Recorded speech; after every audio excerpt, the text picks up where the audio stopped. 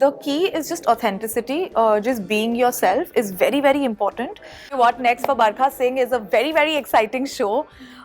It has been announced. Like earlier, if a video or if a photo hit 1 million views or 1 million likes, it used to be like, oh my god, my Instagram broke. Like having done a whole array of roles. In fact, it's funny that we speak because just last night I got an award for the most versatile actor.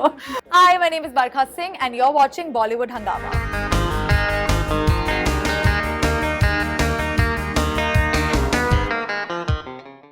Hi guys, I'm Karina Mitral and we have here with us actor, content creator and the very charming Barkha Singh. Hi. Hello, how are you doing? Thanks for Barkha? You having look me. lovely. So 2022 ended on a great note for you with Majama. So tell us, how has 2023 been for you? 2023, so far so good is what I'm going to say.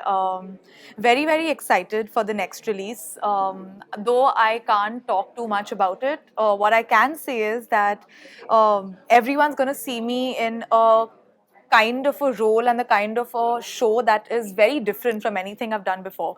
So it was a challenge, but let's see. Since we are sitting in Fingers, toes, hair, everything crossed. all the best for that. And now, since we are sitting in the Meta office, how can we not talk about social media? You are a massive star there. You have a great, we absolutely love your content. Thank So, you. tell us, what do you do to make sure that your content stands out from the rest? I think the key is just authenticity, just being yourself is very, very important. And also something that I personally really go to every single time when I want to think of an idea or a concept or something is just something that's relatable, something that is relatable to a larger audience. So not something that's relatable only to me as an actor or me as a content creator, but something that's relatable to me as a girl living in Mumbai or living in India at this time. So I think relatability and authenticity are two things that are my go-to mantras. Okay, but with great fan following also comes a little bit of negativity and trolling. So, how do you deal with it? There's a very fine line between constructive criticism and mindless hate. And I think over the years, when you receive both, over the years, you're able to differentiate between the two. So, what really works for me is to just kind of filter out mindless hate and recognize the constructive criticism and just, build yourself and grow based on what your loved ones. And also, sabka nahi sunne ka. You can't listen to everyone. You should listen to a trusted few people who you have faith in, that they have your best interest in mind and that they are going to give you very, very brutally honest opinion, whether it's good, whether it's bad. So I think, yeah, those are the few things I do to kind of deal with the negativity. Otherwise, a nice cry always helps. So you've been creating content for a very long time now. So तब में और अब जो आप content create करती हैं, उसमें what difference do you feel? I think the numbers, the sheer numbers. Like earlier, if a video or if a photo hit 1 million views or 1 million likes, it used to be like, oh my god, my Instagram broke. But now, like, a million is a new norm, like for a lot of creators, that like it's almost like a basic requirement now. So I think just the sheer volume of content that's being consumed and content that's being made is the biggest difference that I've seen. And also, I think in the quality, earlier everyone did like a lot of homemade self-shot videos, but now I think there's also a great improvement in the techniques used to create videos. So when you're collaborating with a brand, so what do you do to balance between your personal style and also cater to the demands of the brands? So what's very important is to understand the key messaging that the brand wants to put across, because obviously, right, if they're investing in you for your audience, you should be able to give back value to them. So I think it's very important to understand what their key communication is, and then after that, I think just you know what works for your audience the best, right? So once you have figured out what the brand's key communication is and what works with your audience, you kind of find a sweet spot between the two. Do the brands give you enough creative freedom to do that? Yes, actually. At least in my past experience, I've been very lucky to work with brands. I mean, obviously, there are all kinds of brands, and there are certain hiccups somewhere. But majority of the brands I've worked with have thankfully always trusted my understanding of my demographic audiences and my understanding of what works and doesn't work on the profile. But as I said, there are all kinds of brands, and I think over the years, another thing I've really learned is to be accommodating and just understand where the other person is coming from. And always, instead of just saying a no, always come up with a solution is what I feel always works. Like, even if I don't agree with a certain idea or a certain treatment, I always go with a suggestion, like with a alternative, saying that, hey, you know what, I think this works better. Can you consider this? So yeah, that's how it works. So during lockdown, you've said that you turned a little bit spiritual. Would you like to elaborate a I bit love on your that? research, firstly. I must put it out there. Fan. I mean, I'm a big fan, so of course, yes. But yeah, you want me to elaborate on how I.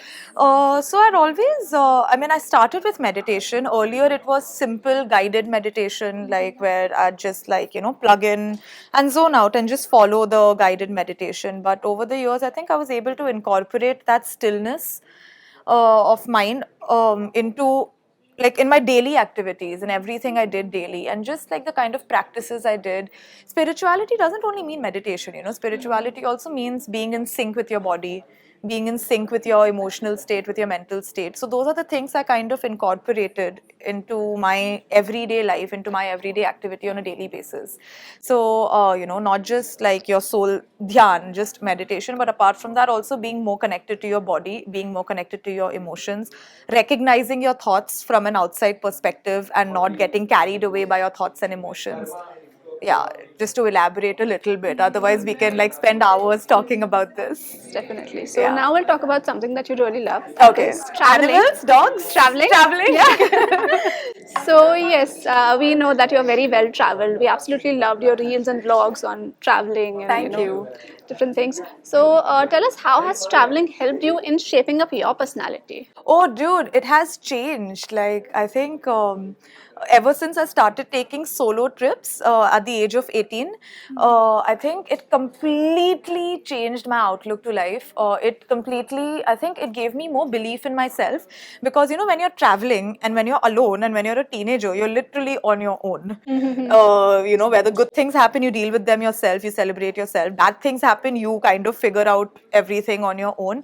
So it just instills a lot of self belief that, at least that's what happened to me, that, no matter what happens, I will be able to handle it. Some way or the other, I will be able to handle it. And I think just that, having a belief in yourself is one of the most underrated things, because once you have a belief in yourself that early on in life, it really comes in handy for a lot of bigger decisions you make in the years to come. And obviously, apart from that, just being acquainted with new cultures. Now I can proudly say I literally have friends all over the world. So yeah, I think just being there. Also, you get to know yourself a lot better, because when you're traveling, when you're alone, you don't spend time with your friends, you are alone, right? So you go to meet new people, so you get acquainted with new cultures. It just broadens your horizons and your perspective. So I think travel is very important, not just for like maze, but also for like a holistic development of your personality. So you are at a place now where you have a good body of work on your CV. You have created a massive fan base for yourself. So tell us, as an actor, where are your efforts directed now at this stage of your career? At this stage of my career, and I'm very glad you asked me this, but I think my efforts now are directed at doing things that people haven't seen me in. Like having done a whole array of roles. In fact, it's funny that we speak, because just last night I got an award for the most versatile actor. But I think, yeah, my focus now is just being able to put out different aspects of my performances, and just trying to reach out and show people within the industry, within like in general audience, just kind of try to show them the different things that I am capable of doing, and that I really hope and aspire to do, just to kind of to see people, to have them imagine me in roles that they wouldn't imagine otherwise. Because I think that's where the real maza lies, right? When you see unexpected things, when you see like a very unassuming little girl, and then suddenly there's like a full like character switch.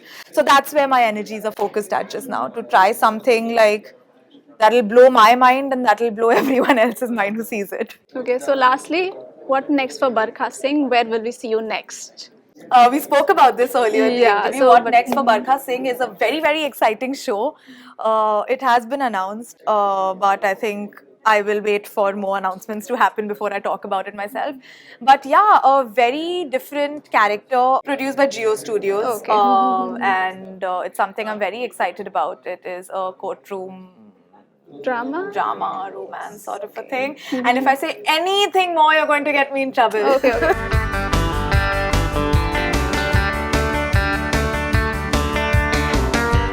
Hi, my name is Barkha Singh, and you're watching Bollywood Hungama.